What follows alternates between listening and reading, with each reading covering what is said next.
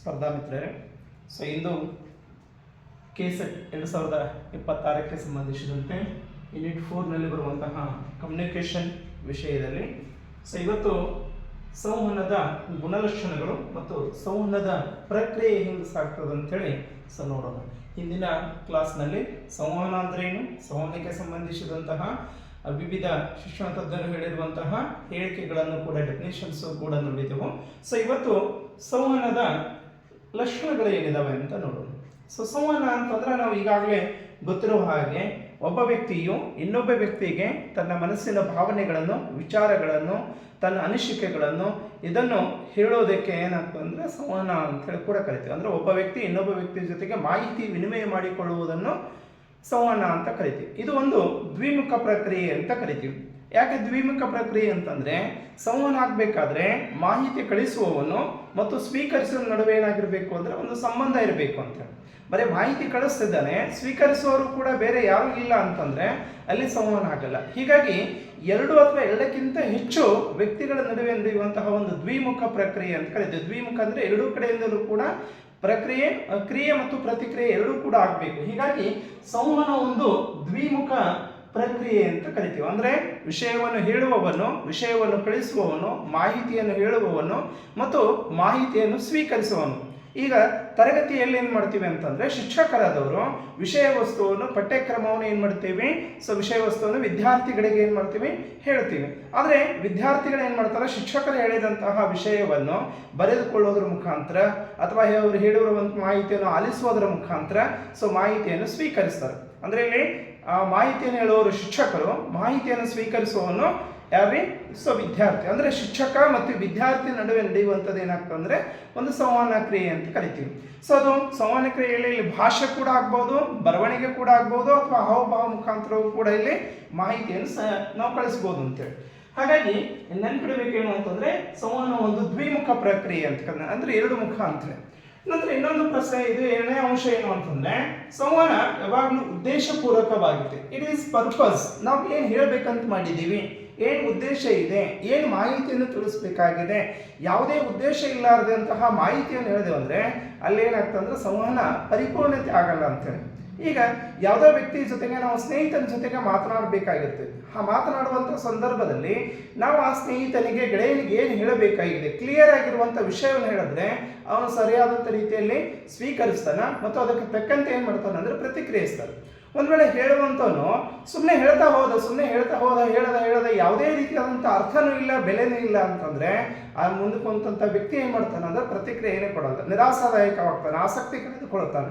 ಹಾಗಾಗಿ ಸಂವಹನ ಪರಿಣಾಮಕಾರಿ ಆಗಬೇಕಾದ್ರೆ ಇಲ್ಲಿ ಉದ್ದೇಶ ಇರಲೇಬೇಕು, ಕಾರಣ ಇರಲೇಬೇಕು. ಪರ್ಪಸ್, ಯಾವ ಉದ್ದೇಶದಿಂದ, ಯಾವ ಕಾರಣದಿಂದ, ಯಾವುದಕ್ಕಾಗಿ ನಾನು ಮಾಹಿತಿಯನ್ನು ಕೊಡ್ತಾ ಇದ್ದೀನಿ ಅಂತ ಹೇಳಿ ಕೂಡ ಇಲ್ಲಿ ಸೊ ಪರಿಪೂರ್ಣತೆ ಇರಬೇಕು. ಅಂದಾಗ ಮಾತ್ರ ಏನಾಗ್ತದೆ ಸಂವಹನ ಎಫೆಕ್ಟಿವ್ ಆಗ್ಲಿಕ್ಕೆ ಸಾಧ್ಯತೆ ಇದೆ. ನಂತರ ಸಂವಹನ ವಿನಿಮಯ, ಎಕ್ಸ್ಚೇಂಜ್ ಆಗುತ್ತೆ ಅಂತ ಕರಿತೀವಿ. ಏನಾಗ್ತದೆ, ಸಂವಹನ ವಿನಿಮಯ ಆಗುತ್ತದೆ ಅಂದ್ರೆ ಇಲ್ಲಿ ಎಕ್ಸ್ಚೇಂಜ್ ಅಂತ ಕರಿತೀವಿ. ಒಂದು ಮಾಹಿತಿಯನ್ನಾಗಿರ್ಬೋದು, ಒಂದು ಭಾವನೆ ಆಗಿರ್ಬೋದು, ವಿಚಾರ ಆಗಿರ್ಬೋದು, ಅಭಿಪ್ರಾಯ ಆಗಿರ್ಬೋದು, ಅಥವಾ ವಿಷಯ ವಸ್ತು ಆಗಿರ್ಬೋದು, ಒಬ್ಬನಿಂದ ಇನ್ನೊಬ್ಬರಿಗೆ ಏನು ಮಾಡ್ತೀವಿ, ಮಾಹಿತಿಯನ್ನು ಹಂಚ್ತೀವಿ. ಅಂದ್ರೆ ಇಲ್ಲಿ ಬರೀ ಮಾಹಿತಿ ಕೊಡೋದು ಅಷ್ಟೇ ಸಂವಹನದ ಕ್ರಿಯೆ ಇಲ್ಲ.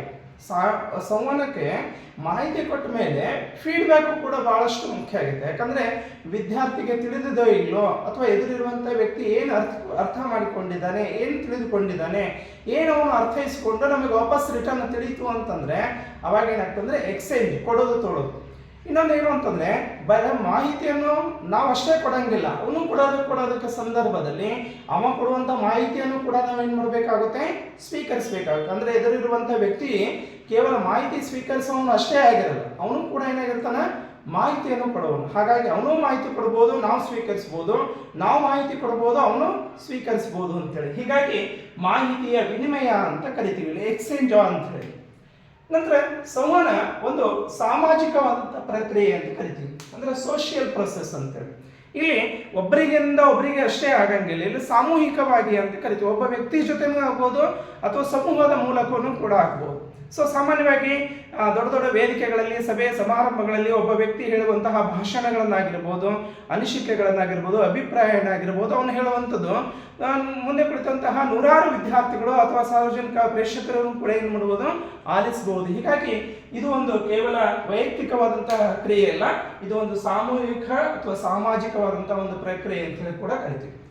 ನಂತರ ಸಂವಹನದಿಂದ ನಾವು ಮಾರ್ಗದರ್ಶನವನ್ನು ಕೂಡ ಮಾಡಬಹುದು, ಹಾಗೆ ಸಹಕಾರ ಮನೋಭಾವನೆ ಬೆಳೆಸಲಿಕ್ಕೆ, ಅಂದರೆ ವಿದ್ಯಾರ್ಥಿಗಳನ್ನು ಸರಿದಾರಿಗೆ ತರಲಿಕ್ಕೆ, ವಿದ್ಯಾರ್ಥಿಗಳ ವರ್ತನೆಯನ್ನು ಅನಪೇಕ್ಷಿತ ವರ್ತನೆಗಳನ್ನು ಸರಿದಾರಿಗೆ ತರಲಿಕ್ಕೆ ವಿದ್ಯಾರ್ಥಿಗಳಿಗೆ ನಾವು ಮಾರ್ಗದರ್ಶನ ಗೈಡೆನ್ಸ್ ಕೂಡ ಮಾಡ್ಬೋದು. ಪರಸ್ಪರ ಕೋಆಪರೇಷನ್ ಮಾಡೋದಕ್ಕೆ ವಿದ್ಯಾರ್ಥಿಗಳ ಸಹಕಾರದಿಂದ ಏನಾಗ್ಬೋದು ಮುಂದುವರಿಲಿಕ್ಕೆ ಅವಕಾಶ ಮಾಡಿಕೊಡ್ತೈತಿ. ಹೀಗಾಗಿ ಸಂವಹನ ಮಾರ್ಗದರ್ಶನವನ್ನು ಕೂಡ ಮಾಡುತ್ತದೆ. ನಂತರ ಸಂವಹನ ಒಂದು ಕ್ರಿಯಾತ್ಮಕ, ಕ್ರಿಯೆ ಮತ್ತು ಪ್ರತಿಕ್ರಿಯೆ ಅಂತ ಕರಿತೀವಿ. ಆಕ್ಷನ್ ಅಂಡ್ ರಿಯಾಕ್ಷನ್ ಅಂತ ಹೇಳಿ ಕೂಡ ಕರೆದಾಗ ಇದು ನಾವು ಬರೀ ಹೇಳೋದಷ್ಟೇ ಅಲ್ಲ, ಸೊ ಪ್ರತಿಕ್ರಿಯೆಯನ್ನು ಕೂಡ ಅಪೇಕ್ಷಿಸುತ್ತದೆ. ಅಂದ್ರೆ ಈಗ ನಾನು ಎದುರಿರುವಂತಹ ವ್ಯಕ್ತಿಯ ಜೊತೆಗೆ, ಜೀವಂತ ಇರುವಂತಹ ವ್ಯಕ್ತಿಯ ಜೊತೆಗೆ ಮುಖಾಮುಖಿಯಾಗಿ ನಾವು ಸಂಭಾಷಣೆ ಮಾಡಿದಾಗ ಮಾತ್ರ ಪ್ರತಿಕ್ರಿಯೆ ಬರ್ಲಿಕ್ಕೆ ಬರ್ತದೆ. ಒಂದ್ ವೇಳೆ ನಾನು ಸುಮ್ಮನೆ ಗಾಡಿ ಕಡೆ ಮಾಡಿದಂದ್ರೆ ಯಾವುದೇ ಪ್ರತಿಕ್ರಿಯೆ ಬರಲಿಲ್ಲ ಅಂದ್ರೆ, ಕ್ರಿಯೆ ಇರಲಿಲ್ಲ ಅಂತಂದ್ರೆ ಅಲ್ಲಿ ಸಂವಹನ ಪರಿಪೂರ್ಣತೆ ಆಗಲ್ಲ. ಹೀಗಾಗಿ ಸಂವಹನ ಆಗ್ಬೇಕಾದ್ರೆ ಕ್ರಿಯೆ ಮತ್ತು ಪ್ರತಿಕ್ರಿಯೆ ಎರಡನ್ನೂ ಕೂಡ ಒಳಗೊಂಡಿದೆ ಅಂತ.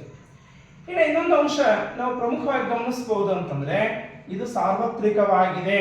ಅಂದ್ರೆ ಎಲ್ಲಾ ಕಡೆಗೂ, ಎಲ್ಲಾ ವೇಳೆಯೂ, ಯಾವುದೇ ಒಂದು ಸಂದರ್ಭದಲ್ಲಿ, ಯಾವುದೇ ಕಾಲದಲ್ಲಿ ಅಥವಾ ಎಲ್ಲಾ ಕಡೆನೂ ಕೂಡ ಏನಾಗಿದೆ ಅಂದ್ರೆ ಸಂವಹನ ಪ್ರಕ್ರಿಯೆ ಸಾಮಾನ್ಯವಾಗಿ ಸಾರ್ವತ್ರಿಕವಾಗಿದೆ. ಕೇವಲ ಒಬ್ಬ ವ್ಯಕ್ತಿಗೆ, ಒಂದು ಪ್ರದೇಶಕ್ಕೆ, ಒಂದು ಸ್ಥಳಕ್ಕೆ ಇದು ಸೀಮಿತವಾದದ್ದು. ಇದು ಜಗತ್ತಿನಾದ್ಯಂತವೂ ಕೂಡ, ವಿಶ್ವದಾದ್ಯಂತವೂ ಕೂಡ ಏನಾಗ್ತಂದ್ರೆ ಸಂವಹನ ಕ್ರಿಯೆ ನಡೆಯುತ್ತದೆ. ಹೀಗಾಗಿ ಇದು ಸಾರ್ವತ್ರಿಕವಾಗಿದೆ ಅಂತ. ಇನ್ನು ಸಂವಹನ ಕ್ರಿಯೆ ಜೀವನ ಪರ್ಯಂತವೂ ಕೂಡ ಸಾಗುವಂತಹ ನಿರಂತರವಾದಂಥ ಕಂಟಿನ್ಯೂಸ್ ಪ್ರೊಸೆಸ್ ಅಂತ ಕರಿತೀವಿ, ಲೈಫ್ ಲಾಂಗ್ ಅಂತೇಳಿ. ಅಂದ್ರೆ ವ್ಯಕ್ತಿಯ ಜೀವನದ ಘಟ್ಟಗಳಲ್ಲಿ, ಕೆಲವೇ ಘಟ್ಟಗಳಲ್ಲಿ, ಬಾಲ್ಯಾವಸ್ಥೆ ಆಗಿರ್ಬೋದು, ಯೌವನಾವಸ್ಥೆ ಆಗಿರ್ಬೋದು, ವೃದ್ಧಾಪ್ಯ ಆಗಿರ್ಬೋದು, ಆ ಘಟ್ಟದಲ್ಲಿ ಮಾತ್ರ ನಮಗೆ ಸಂವಹನ ಆಗ್ತದೆ ಅಂತ ಹೇಳಕ್ಕಾಗಲ್ಲ. ಯಾಕಂದ್ರೆ ಸಂವಹನ ಅಂತಂದ್ರೆ ವ್ಯಕ್ತಿ ಹುಟ್ಟಿನಿಂದ ಹಿಡ್ಕೊಂಡು ಅಪ್ ಟು ಸಾಯುವವರೆಗೂ ಕೂಡ ನಡೆಯುವಂತಹ ನಿರಂತರವಾದಂತಹ ಪ್ರಕ್ರಿಯೆ. ಯಾಕಂದ್ರೆ ಭಾಷೆ ಇಲ್ಲಾರದೆ, ಮಾತು ಇಲ್ಲಾರದೆ ಎದುರಿರುವಂತಹ ವ್ಯಕ್ತಿಯ ಭಾವನೆಗಳನ್ನು, ವಿಚಾರಗಳನ್ನು ತಿಳಿದುಕೊಳ್ಳೋದಕ್ಕೆ ಸಾಧ್ಯ ಆಗಲ್ಲ. ಹೀಗಾಗಿ ಇದು ಕಂಟಿನ್ಯೂಸ್. ವ್ಯಕ್ತಿ ಯಾವಾಗ ಅವನು ಸಾಯ್ತಾನ ಅಂದ್ರೆ ಹುಟ್ಟಿನಿಂದ ಹಿಡ್ಕೊಂಡು ಸಾಯುವವರೆಗೂ ಕೂಡ ಏನಾಗ್ತಂದ್ರೆ ನಿರಂತರವಾಗಿ ಸಾಗುವಂತಹ ಒಂದು ಕ್ರಿಯೆ ಅಂತ ಕರಿತೀವಿ. ಹೀಗಾಗಿ ಸಂವಹನ ಜಗತ್ತಿನಾದ್ಯಂತ ಇದೆ, ವಿಶ್ವದಾದ್ಯಂತವಿದೆ ಮತ್ತು ಇದು ನಿರಂತರವಾಗಿ ಜೀವನ ಪರ್ಯಂತ ಸಾಗುವಂತಹ ಒಂದು ಕ್ರಿಯೆ. ನಂತರ ಸಂವಹನ ಕೇವಲ ಒಂದು ಭಾಷೆ ಮುಖಾಂತರ, ಮಾತಿನ ಮುಖಾಂತರ ಅಷ್ಟೇ ಅಲ್ಲ, ಇದು ಮಾತನಾಡೋದ್ರ ಮುಖಾಂತರವೂ ಕೂಡ ನಾವು ಸಂವಹನ ಮಾಡ್ತೇವೆ.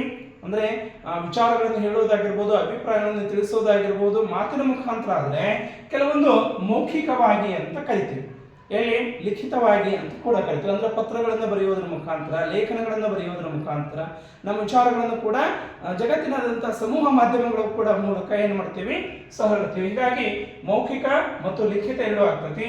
ಹಾಗೆ ಸಾಂಕೇತಿಕ ಭಾಷೆಯಲ್ಲಿ ಕೂಡ ಮತ್ತೆ ಆಂಗಿಕ ಭಾಷೆಯಲ್ಲಿ ಕೂಡ ಏನಾಗ್ತಂದ್ರೆ ಇದು ನಡೀತಾ. ಅಂದ್ರೆ ಇಲ್ಲಿ ಭಾಷೆ ಇಲ್ಲದೆ ಇರೋದ್ರಿಂದ, ಅಂದ್ರೆ ಮೂಕ್ ಸನ್ನೆ ಮಾಡೋದ್ರ ಮುಖಾಂತರ, ಹಾವಭಾವ ಮುಖಾಂತರ, ಅಂದ್ರೆ ಸ್ಮೈಲ್ ಮಾಡೋದ್ರ ಮುಖಾಂತರ ಆಗಿರ್ಬೋದು, ಅಥವಾ ಹಿಂಗೆ ಮಾಡಿದೆವು ಅಂದರೆ ಸುಮ್ಮನೆ ಕುತ್ಕೋ ಅಂತಾನೆ ಅದಾಗಿರ್ಬೋದು, ಅಥವಾ ಯಾರೋ ವಿದ್ಯಾರ್ಥಿನ ಎಬ್ಬಿಸ್ಬೇಕಾದ್ರೆ ಅಥವಾ ಬಾ ಅಂತ ಹೇಳಿ ಕರಿಬೇಕಾದ್ರೆ, ಇವೆಲ್ಲವೂ ಕೂಡ ಸಾಂಕೇತಿಕ ಆಂಗಿಕ ಭಾಷೆ ಅಂತೇಳಿ ಕೂಡ ಕರಿತೀವಿ. ಅದ್ರ ಮೂಲಕ ಏನಾಗ್ತದೆ ಅಂದ್ರೆ ಅಶಾಬ್ದಿಕ ಸಂವಹನ ಅಂತೇಳಿ ಕೂಡ ಕರಿತೀವಿ. ಸೊ ಹಾಗಾಗಿ ಈ ಲಿಖಿತ, ಮೌಖಿಕ, ಸಾಂಕೇತಿಕ ಮತ್ತು ಆಂಗಿಕ ಭಾಷೆಯಲ್ಲಿ ಕೂಡ ಸಂವಹನ ಸಾಗುತ್ತದೆ. ನಂತರ ಸಂವಹನ ಕೇವಲ ಶಿಕ್ಷಣ ಕ್ಷೇತ್ರದಲ್ಲಿ ಮಾತ್ರ ಸಾಗೋದಿಲ್ಲ. ಅಂದ್ರೆ ವಿದ್ಯಾರ್ಥಿಗಳಿಗೆ ಬೋಧನೆ ಮತ್ತು ಕಲಿಕೆಯಲ್ಲಿ ಮಾತ್ರ ಸಂವಹನ ಆಗ್ತದೆ ಅನ್ನೋದು ತಪ್ಪು. ಇದು ಎಲ್ಲಾ ಕ್ಷೇತ್ರದಲ್ಲಿಯೂ, ಎಲ್ಲಾ ಕಡೆಯೂ ಏನಾಗ್ತಂದ್ರೆ ಇದು ಸಾರ್ವತ್ರಿಕ ಅಂತ ಹೇಳಿದ್ದೀವಿ. ಹಾಗಾಗಿ ಪ್ರತಿಯೊಂದು ಸಂದರ್ಭದಲ್ಲಿ, ಪ್ರತಿ ಕ್ರಿಯೆಯಲ್ಲಿ ಕೂಡ, ಪ್ರತಿ ಕ್ಷೇತ್ರದಲ್ಲಿ ಕೂಡ ಏನಾಗ್ತಂದ್ರೆ ಸಂವಹನ ಸಾಧ್ಯ ಇದೆ. ಹೀಗಾಗಿ ಸಂವಹನ ಎಲ್ಲಾ ಕ್ಷೇತ್ರದಲ್ಲಿಯೂ, ಪ್ರತಿಯೊಂದು ಕ್ಷೇತ್ರದಲ್ಲಿ ಮತ್ತು ಎಲ್ಲಾ ಹಂತದಲ್ಲಿ, ನಾನಾಗಲೇ ಹೇಳಿದೆ, ವಿದ್ಯಾರ್ಥಿ ಬಾಲ್ಯಾವಸ್ಥೆ ಆಗಿರ್ಬೋದು, ಯೌವನಾವಸ್ಥೆ ಅಥವಾ ವೃದ್ಧಾವಸ್ಥೆ ಎಲ್ಲಾ ಹಂತದಲ್ಲಿಯೂ ಕೂಡ ಏನಾಗ್ತಂದ್ರೆ ಹುಟ್ಟಿನಿಂದ ಹಿಡ್ಕೊಂಡು ಸಾಯುವವರೆಗೂ ಕೂಡ ನಡೆಯುವಂತಹ ಒಂದು ನಿರಂತರವಾದಂತಹ ಪ್ರಕ್ರಿಯೆ ಯಾವುದು ಅಂತಂದ್ರೆ ಸಂವಹನ ಅಂತ. ಹಾಗಾದ್ರೆ ಒಂದು ಪ್ರಶ್ನೆ ಬರ್ತೈತಿ, ಸಂವಹನ ಹೆಂಗಾಗ್ತದೆ ಸರ್, ಆಗೋದಕ್ಕೆ ಏನೇನು ಸಾಧ್ಯ? ಈಗ ವಿಷಯವನ್ನು ಹೇಳುವವನು ಮತ್ತು ಸ್ವೀಕರಿಸುವ ಮಧ್ಯೆ ಏನಾದರೂ ಇರ್ತದೆ ಅನ್ನೋದಕ್ಕೆ ಇಲ್ಲೊಂದು ಚಿತ್ರದ ಮುಖಾಂತರ ನೋಡೋಣ ಏನಿದೆ ಸಂವಹನಕ್ಕೆ ಅಂತ. ಈಗ ಸಂವಹನದಲ್ಲಿ ಏನಾಗ್ತಂದ್ರೆ ನಾನು ಮಾಹಿತಿಯನ್ನು ಕೊಡುವವನು ಅಂತೇಳಿ, ವಿಷಯವನ್ನು ಹೇಳುವವನು ಅಂತ ಕರಿತೀನಿ ನಾನು. ಅಂದ್ರೆ ನನ್ನ ಒಂದು ಉದ್ದೇಶ ಇದೆ, ಏನು, ನನ್ನ ವಿದ್ಯಾರ್ಥಿಗಳಿಗೆ ವಿಷಯ ವಸ್ತುವನ್ನು ನಾನು ಬೋಧನೆ ಮಾಡಬೇಕಾಗಿದೆ, ಟೀಚಿಂಗ್ ಮಾಡಬೇಕಾಗಿದೆ. ವಿಷಯ ವಸ್ತು ಕಂಟೆಂಟ್ ಇದೆ, ಅದನ್ನು ನನ್ನ ವಿದ್ಯಾರ್ಥಿಗಳಿಗೆ ಏನು ಮಾಡಬೇಕಾಗಿದೆ, ತಿಳಿಸಬೇಕಾಗಿದೆ. ಆ ತಿಳಿಸುವ ಉದ್ದೇಶದಿಂದ ಮಾಹಿತಿ ನೀಡುವವನು ಅಂತ ಕರಿತೇನೆ ನನಗೆ. ಯಾರಿಗೆ?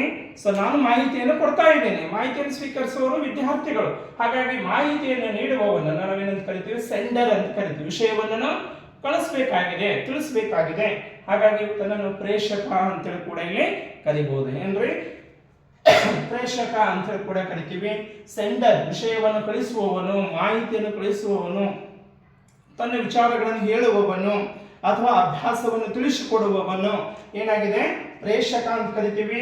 ಈತನನ್ನು ಸಂಕೇತ ನಿರೂಪಕ ಅಂತೇಳಿ ಕೂಡ ಕರಿತೀವಿ. ಯಾರಿಗ್ರಿ, ಮಾಹಿತಿ ಕೊಡುವವನು. ಯಾಕೆ ಸಂಕೇತ ನಿರೂಪಕ ಅಂತಂದ್ರೆ ಅವನು ಶಬ್ದಗಳ ಮುಖಾಂತರ ಕೊಡಬಹುದು, ಬರವಣಿಗೆ ಮುಖಾಂತರ ಕೊಡಬಹುದು ಅಥವಾ ಅಶಾಬ್ದಿಕ ರೀತಿಯಲ್ಲಿ ಕೊಡಬಹುದು. ಅಂದ್ರೆ ಯಾವ ರೀತಿ ಕೊಡಬೇಕು ಅಂತ ಹೇಳಿ ಅವನು ನಿರ್ಧಾರ ಮಾಡಿರ್ತಾನೆ. ಅದರ ಆಧಾರ ಮೇಲೆ ತನ್ನ ಮಾಹಿತಿಯನ್ನು ಮಾಡ್ತಾನೆ, ವಿನಿಮಯ ಮಾಡಿಕೊಳ್ಳೋದಕ್ಕೆ ಸಾಧ್ಯತೆ ಇರೋದ್ರಿಂದ ಇಲ್ಲಿ ಮಾಹಿತಿ ನಿರೂಪಕ ಅಥವಾ ಸಂಕೇತ ನಿರೂಪಕ ಅಂತೇಳಿ ಕೂಡ ಕರಿತೀವಿ. ಅದಕ್ಕೆ ಎನ್ ಕೋಡರ್ ಅಂತ ಹೇಳಿ ಕೂಡ ಕರಿತೀವಿ. ಇಲ್ಲಿ ಪ್ರಶ್ನೆ ಏನಾಗ್ತಂದ್ರೆ ಸಂವಹನದಲ್ಲಿ ಯಾರನ್ನು ಎನ್ ಕೋಡರ್ ಎಂದು ಸೂಚಿಸಲಾಗುತ್ತದೆ ಅಂತಂದ್ರೆ ಮಾಹಿತಿ ಕೊಡುವವನು ಸೆಂಡರ್ ಅಂತ ಹೇಳಿ ಕೊಡೋದು. ಇನ್ನೊಂದು ಎಮಿಸರ್ ಅಂತ ಹೇಳಿ ಕೂಡ ಈತನನ್ನು ನಾವೇನಂತೀವಿ ಕರಿತೀವಿ. ಹೀಗಾಗಿ ಈತನ ಮುಖ್ಯ ಅಂತ ಹೇಳಿ ಫಸ್ಟ್ ಬರೋನು ಯಾರು ಅಂತಂದ್ರೆ ಮಾಹಿತಿಯನ್ನು ಕೊಡುವವನು. ಒಂದು ಉದ್ದೇಶದಿಂದ, ಒಂದು ಕಾರಣದಿಂದ ಒಂದು ಏನೋ ಒಂದು ಮಾಹಿತಿಯನ್ನು ಕೊಡೋದಕ್ಕೆ ತಯಾರಾದಂತ ನಾವೇನಂತ ಕರಿತೀವಿ ಅಂದ್ರೆ ಪ್ರೇಷಕ ಅಂತ ಕರಿತೀವಿ. ಹಾಗಾದ್ರೆ ಇನ್ನ ಮಾಹಿತಿ ಕೊಡುವವನು ರೆಡಿ ಆಗಿದ್ದಾನಂದ್ರೆ ಏನ್ ಕೊಡ್ತಾನೆ ಮೆಸೇಜ್, ಏನಾದ್ರೂ ಉದ್ದೇಶ ಬೇಕಲ್ಲ ಅದಕ್ಕೆ. ಯಾವ ಮಾಹಿತಿಯನ್ನು ಕೊಡಬೇಕಾಗಿದೆ, ಏನ್ ತಿಳಿಸ್ಬೇಕಾಗಿದೆ, ಏನ್ ಹೇಳಬೇಕಾಗಿದೆ, ಅದನ್ನೇ ನಾವು ಮಾಹಿತಿ ಅಂತ ಕರಿತೀವಿ, ಮೆಸೇಜ್ ಅಂತ ಕರಿತೀವಿ, ಇನ್ಫಾರ್ಮೇಶನ್ ಅಂತ ಕರಿತೀವಿ ಅಥವಾ ಸಬ್ಜೆಕ್ಟ್ ಅಂತ ಕರಿತೀವಿ, ಕಂಟೆಂಟ್ ಅಂತ ಕರಿತೀವಿ. ಇದು ವರ್ಬಲ್ ಆಗಿರ್ಬೋದು, ನಾನ್ ವರ್ಬಲ್ ಮುಖಾಂತರ ಕೂಡ ಏನಾಗ್ತದೆ ನಾವು ವಿಷಯವನ್ನು ಮಾಹಿತಿಯನ್ನು ಕೂಡ ಏನ್ ಮಾಡ್ಬೋದು ಕಳಿಸ್ಬೋದು. ಅಂದ್ರೆ ಮಾತು ಆಗಿರ್ಬೋದು, ಬರವಣಿಗೆ ಮುಖಾಂತರ ಆಗಿರ್ಬೋದು ಅಥವಾ ಹಾವಭಾವ ಮುಖಾಂತರ ಏನ್ ಮಾಡ್ತೀನಿ. ಸೊ ನಾನು ಕಳಿಸುವಂತ ವ್ಯಕ್ತಿ ಏನ್ ಮಾಹಿತಿ ಕಳಿಸ್ತಾ ಇದ್ದಾನೆ, ಏನ್ ಇನ್ಫಾರ್ಮೇಶನ್ ಹೇಳ್ತಿದ್ದಾನೆ, ಏನ್ ಅಭ್ಯಾಸ ಹೇಳ್ತಿದ್ದಾನೆ ಅಥವಾ ಏನ್ ಸಬ್ಜೆಕ್ಟ್ ಅನ್ನು ಹೇಳ್ತಿದ್ದಾನೆ ಅನ್ನೋದು ಮುಖ್ಯ ಆಗಿರ್ತೈತಿ. ಹೀಗಾಗಿ ಕಳಿಸೋನು ಮಾಹಿತಿಯೂ ಕೂಡ ಬಹಳಷ್ಟು ಮುಖ್ಯ. ಇನ್ನ ಮಾಹಿತಿ ಇದೆ, ಬಟ್ ಯಾವ ಮಾಧ್ಯಮದ ಮುಖಾಂತರ, ಯಾವ ಚಾನಲ್ ಮುಖಾಂತರ ಏನಾಗ್ತಿದ್ದೀರಿ, ಇಲ್ಲಿ ಮಾಧ್ಯಮವನ್ನು ಕೊಡಬೇಕು. ನನ್ನ ಮೇಲೆ ನಾನು ಹೇಗೆ ಕಳಿಸುವಂತ ನಿಂತಿದ್ದೇನೆ, ಮಾಹಿತಿನಿದೆ, ಬಟ್ ಯಾವುದ್ರ ಮುಖಾಂತರ ಕಳಿಸ್ಬೇಕಾಗಿದೆ. ಈಗ ನನ್ನ ನಡುವೆ ಮತ್ತು ನಿಮ್ಮ ನಡುವೆ, ಕೇಳುವವರ ನಡುವೆ ಏನಾಗಿದೆ ಅಂದ್ರೆ ಮಾಧ್ಯಮ ನನಗೆ ಇಂಟರ್ನೆಟ್ ಅಂತ ಕರಿತೀವಿ, ಮೊಬೈಲ್ ಮುಖಾಂತರ ಅಂತ ಕರಿತೀನಿ. ಯಾಕಂದ್ರೆ ನಾನಿಲ್ಲಿ ನಿಂತುಕೊಂಡು ಮಾಹಿತಿಯನ್ನು ಹೇಳ್ತಾ ಇದ್ದೀನಿ. ಇಲ್ಲಿ ಇನ್ಫಾರ್ಮೇಶನ್ ಅನ್ನ ಸಂಕೇತವನ್ನು ನಿರೂಪಣೆ ಮಾಡುವ ನಾನು, ಪ್ರೇಷಕ ನಾನು. ಮಾಹಿತಿ ಇದೆ, ವಿಷಯ ಇದೆ, ಸಬ್ಜೆಕ್ಟ್ ಇದೆ, ಅದನ್ನು ನಿಮ್ಗೆ ಕಳಿಸ್ಬೇಕಾದ್ರೆ ನಾನು ಒಂದು ಮಾಧ್ಯಮದ ಮುಖಾಂತರ, ಇಲ್ಲಿ ಭಾಷೆಯ ಮುಖಾಂತರ ನಿಮಗೊಂದು ಮಾಧ್ಯಮ ಚಾನಲ್ ಅನ್ನು ಆಯ್ಕೆ ಮಾಡಿದ್ದೀನಿ, ಮೀಡಿಯಾನ ಆಯ್ಕೆ ಮಾಡ್ಕೊಂಡಿದ್ದೀನಿ. ಹೀಗಾಗಿ ಯಾವ ಮೀಡಿಯಂ ಆಗಿರ್ಬೋದು ಅಂದ್ರೆ ಭಾಷೆ ಮಾತನಾಡೋದಾಗಿರ್ಬೋದು, ಬರವಣಿಗೆ ಮುಖಾಂತರ ಅಂತ ಕರಿತೀವಲ್ಲ, ಹಾಗೆ ಇಲ್ಲಿ ಮಾಧ್ಯಮ ಚಾನಲ್ ಕೂಡ ಮುಖ್ಯ ಆಗಿರುತ್ತೆ. ಹೀಗಾಗಿ ನನ್ನ ನಡುವೆ ನಿಮ್ಮ ನಡುವೆ ಏನಾಗಿದೆ ಅಂದ್ರೆ ಇಲ್ಲಿ ಇಂಟರ್ನೆಟ್ ಮಾಧ್ಯಮವು ಕೂಡ ಇದೆ ಅಂತ. ನಂತರ ಇದು ಬಹಳಷ್ಟು ಇಂಪಾರ್ಟೆಂಟ್. ಏನ್ರಿ, ಗ್ರಾಹಕ ಅಂತ ಕರಿತೀವಿ, ರಿಸೀವರ್ ಅಂತ ಕರಿತೀವಿ. ಇಲ್ಲಿ ಮಾಹಿತಿಯನ್ನು ಕೊಡುವವನು, ಮಾಹಿತಿಯನ್ನು ಸ್ವೀಕರಿಸುವವನು.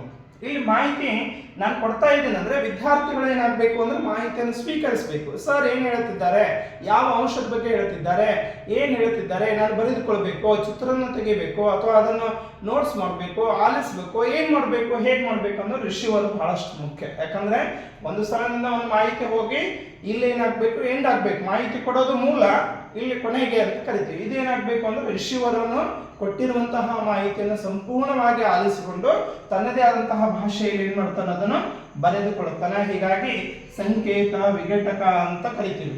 ಯಾರನ್ನರಿ, ಸಂಕೇತ ವಿಘಟಕ ಅಂತ ಹೇಳಿ ಗ್ರಾಹಕನನ್ನ ಕರಿತೀವಿ, ಸಂಕೇತ ನಿರೂಪಕ ಅಂತ ಹೇಳಿ ಪ್ರೇಷಕನನ್ನ, ಮಾಹಿತಿ ಕೊಡುವವನ್ನ ಕರಿತೀವಿ. ಇವರಿಬ್ಬರ ನಡುವೆ ಪರಸ್ಪರ ಸಂವಹನ ಆಗಿದೆ ಅಂತ ಹೇಳ್ಬೇಕಾದ್ರೆ ಫೀಡ್ಬ್ಯಾಕ್ ಬಹಳಷ್ಟು ಮುಖ್ಯ. ಏನ್ರಿ, ಫೀಡ್ಬ್ಯಾಕ್ ಅಂತ ಕರಿತೀವಿ, ಮಾಹಿತಿ ಅಂತ ಕರಿತೀವಿ. ನಾನು ಕೊಡುವಂತ ಮಾಹಿತಿ ನಿಮ್ಗೆ ಸರಿ ಅನಿಸ್ತು ಅಂದ್ರೆ, ಸರ್ ನೀವು ಚೆನ್ನಾಗಿ ಮಾಹಿತಿ ಕೊಟ್ಟಿದ್ರಿ, ಒಳ್ಳೆ ಮಾಹಿತಿ ಕೊಟ್ಟಿದ್ರಿ, ಗುಡ್ ಇನ್ಫಾರ್ಮೇಶನ್ ಅಂತ ಹೇಳಿ ನೀವು ಕಮೆಂಟ್ ಮುಖಾಂತರ ನನಗೆ ಮಾಡಿದ್ರೆ ಆ ಕಮೆಂಟ್ ಏನಂತ ಅಂದ್ರೆ ಫೀಡ್ಬ್ಯಾಕ್ ಅಂತ.